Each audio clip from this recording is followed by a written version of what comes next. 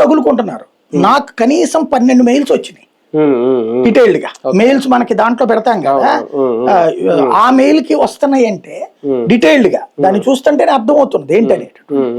దాన్ని బట్టి ఏం కనబడుతున్నది. కానీ ఇదే టైంలో జరుగుతున్న ప్రచారం రేపు పొద్దున్న నిజంగా జగన్మోహన్ రెడ్డి అంటే ఇప్పుడు అంటున్నారు కదా 3 ఏళ్ళు ఆగండి మన ప్రభుత్వం వచ్చాక విచారణ చేపిస్తాను, న్యాయం చేస్తాను.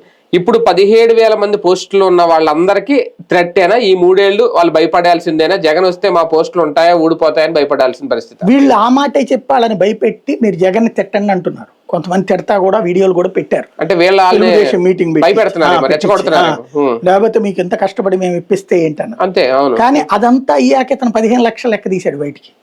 ఓకే. వీడియోతో సహా వచ్చింది కదా 15 లక్షలు అడగటం అన్నటువంటిది.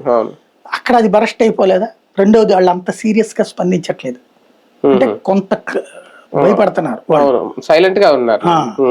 వాళ్ళంతటా వాళ్ళు రెచ్చిపోవాలి కదా. నిజంగా గట్టిగా సాధించిన వాళ్ళు అయితే ఏంట్రా రా చూసుకుందాం అని అడగాలి. ఎవరో ఒక అమ్మాయి దాన్నే పట్టుకుని వీళ్ళు చాలా షేర్ చేశారు. బట్ అంత తీవ్రత కనిపించటంలా. మీరు ఇట్లా మాకు మధ్యలో కొట్టబాకండి లాంటిది తప్పించి లేదు.